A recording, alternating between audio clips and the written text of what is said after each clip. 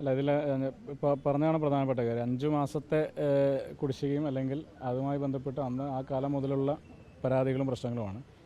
പൈക്കയുടെ കാര്യം നമുക്കെല്ലാവർക്കും അറിയാമല്ലോ. പൈക്ക ഏത് സമയത്താണ് അതിൻ്റെ ആക്ഷേപം തുടങ്ങുന്നതെന്നും ഏത് ഘട്ടത്തിലാണെന്നുള്ള കാര്യങ്ങൾ അറിയാം. ഈ ഗവൺമെൻറ്റാണ് അതിൻ്റെ ഒരു അന്വേഷണം പുട്ടപ്പ് ചെയ്തത്.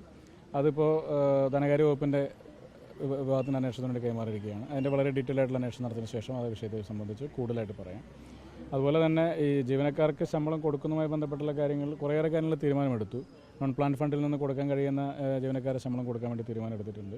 കുറച്ചുകൂടി കാര്യക്ഷമമായ ഒരു ഇടപെടൽ വർക്കിംഗ് ഗ്രൂപ്പിനോട് കൂടി തന്നെ കുറച്ചുകൂടി കാര്യക്ഷമമായ ഇടപെടലുണ്ടാകും. പിന്നെ അതിൽ കുറച്ച് കാര്യങ്ങളുള്ളത് കുറേ ബാക്ക് ഡോർ എൻട്രികളാണ്. ഈ കഴിഞ്ഞ ഗവൺമെൻറ് സമയത്തുണ്ടായിട്ടുള്ള കുറേ ബാക്ക് ഡോർ എൻട്രികളുണ്ട്. ഗവൺമെൻറ്റിൻ്റെ അപ്രൂവൽ ഇല്ലാതെ നടന്നിട്ടുള്ള നിയമനങ്ങളുണ്ട്. അപ്പോൾ അത്തരം നിയമനങ്ങളുടെ ഘട്ടത്തിലാക്കിയാണ് പലപ്പോഴും ഈ ശമ്പളം കൊടുക്കുന്നതുമായി ബന്ധപ്പെട്ട് പലപ്പോഴും ഒബ്ജക്ഷൻസ് വരുന്നത്, അല്ലെങ്കിൽ അതിന് വേണ്ടത്ര രീതിയിൽ കൊടുക്കാൻ വേണ്ടി കഴിയാതെ പോയതൊക്കെ. അപ്പോൾ അത്തരം കാര്യങ്ങൾ അവർക്ക് ജീവനക്കാർക്ക് ശമ്പളം കൊടുക്കേണ്ടത് സ്വാഭാവികമായിട്ട് കൊടുക്കേണ്ടത് തന്നെയാണ്. അവരെല്ലാം തൊഴിലെടുത്തതിൻ്റെ ഭാഗമായ ശമ്പളം അവർക്ക് കൊടുക്കണം.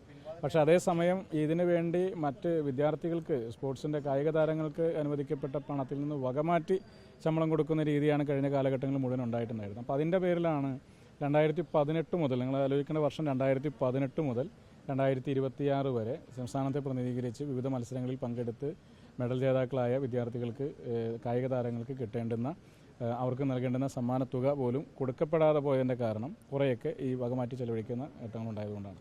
അപ്പോൾ അത്തരം കാര്യങ്ങളൊക്കെ തന്നെയാണ് നമ്മുടെ ഫസ്റ്റ് പ്രയോറിറ്റിയിലുള്ളത്. അത് മുഴുവൻ കൊടുത്തു തീർക്കാൻ വേണ്ടുന്ന ശ്രമങ്ങൾ തുടങ്ങിയിട്ടുണ്ട്.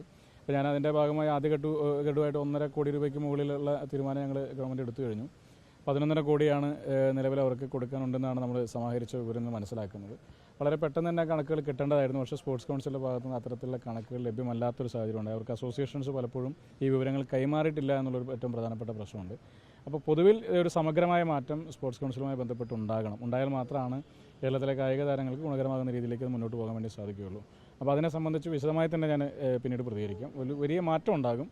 അത് അതിൻ്റെ ഘട്ടത്തിൽ നമ്മൾ അറിയിക്കാം. ഞാൻ പറഞ്ഞത് അന്ന് ഗവൺമെൻറ്റിൻ്റെ പ്രോപ്പറായിട്ടുള്ള അനുവാദമില്ലാതെ തന്നെ നടപ്പിലാക്കിയിട്ടുള്ള കുറച്ചധികം നിയമനങ്ങളുണ്ട്. അപ്പോൾ ആ നിയമനങ്ങളിലേക്ക് സ്വാഭാവികമായിട്ട് അതിൻ്റെ സാലറി ടൈം വരുമ്പോൾ അതിൻ്റേതായ കുറച്ച് പ്രതിസന്ധികളൊക്കെ വരുന്നത് അവിടെയാണ്. അപ്പോൾ അത്തരം കാര്യങ്ങൾ കൂടി ഉണ്ട്.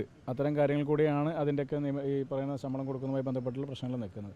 അല്ലായിരുന്നെങ്കിൽ നോൺ പ്ലാൻ ഫണ്ടിൽ നിന്നൊക്കെ കൊടുക്കാൻ വേണ്ടി സാധിക്കുമായിരുന്നു. അപ്പോൾ അത്തരം പ്രശ്നങ്ങളൊക്കെ റെക്ടിഫൈ ചെയ്ത് നമുക്ക് ചെയ്യാം. അങ്ങനെ ഈ പറയുന്ന കോച്ചുമാരെ സംബന്ധിച്ച് മോശപ്പെടുത്തുകയോ അല്ലെങ്കിൽ അവരതിന് അർഹതപ്പെട്ട ആളുകളല്ല എന്നുള്ള അഭിപ്രായമല്ല. അവർ വളരെ ഡെഡിക്കേറ്റഡ് ആയിട്ട് നിൽക്കുന്ന ഒരുപാട് കായിക അധ്യാപകരുണ്ട്, ഒരുപാട് കായിക മേഖലയിൽ പ്രവർത്തിക്കുന്ന ആളുകളുണ്ട്. പിന്നെ സ്പോർട്സുമായി ബന്ധപ്പെട്ട് നിൽക്കുന്ന കൗൺസിലിലെ തന്നെ ഒരുപാട് ഡെഡിക്കേറ്റഡ് ഉദ്യോഗസ്ഥരുണ്ട്. പക്ഷേ എങ്കിൽ കൂടി ചില പോരായ്മകളോടെ നിരന്തരമായിട്ട് ഇങ്ങനെ പുറത്തേക്ക് വന്നുകൊണ്ടിരിക്കുന്നുണ്ട്. അതുണ്ടാകാൻ പാടില്ലാത്തതാണെന്നുള്ളൊരു കർശന നിർദ്ദേശം കൊടുത്തിട്ടുണ്ട്. സ്പോർട്സിനുമായി ബന്ധപ്പെട്ട് വരുന്ന ഉദ്യോഗാർത്ഥികൾ, വിദ്യാർത്ഥികൾ, അവരോടൊക്കെ ഒരു പ്രത്യേകമായ കൺസിഡറേഷൻ കൊടുക്കുന്നതിന് വേണ്ടിയിട്ടാണ് കായിക വകുപ്പിന് കീഴിൽ പലപ്പോഴും കൗൺസിൽ രൂപീകരിച്ചതും അതിലൊക്കെ കായിക താരങ്ങൾക്ക് വലിയ പ്രാധാന്യം കൊടുത്തത്, കായിക മേഖലയുമായി ബന്ധപ്പെട്ട ആളുകളെ നിയമിച്ചതൊക്കെ തന്നെ. അത് കായിക താരങ്ങളെ സെൻട്രൽ കണ്ട് അല്ലെങ്കിൽ അവരുടെ വെൽബീയിങ് മുന്നിൽ കണ്ട് കാര്യങ്ങൾ പോകുന്നതിന് വേണ്ടിയിട്ടാണ്. പക്ഷേ ചില ഘട്ടങ്ങളിലൊക്കെ അത്തരത്തിലല്ല കാര്യങ്ങൾ ഉണ്ടായിട്ടുള്ളത് എന്നുള്ളതാണ് ഈ പരാതികൾക്കൊക്കെ കാരണമായിട്ടുള്ളത്. അതിലൊക്കെ ഒരു മാറ്റം ഉണ്ടാകും. ഒരു സമഗ്രമായ മാറ്റം നമ്മൾ ആവിഷ്കരിച്ച് കൊണ്ടുവരുന്നതാണ്. ഓക്കെ.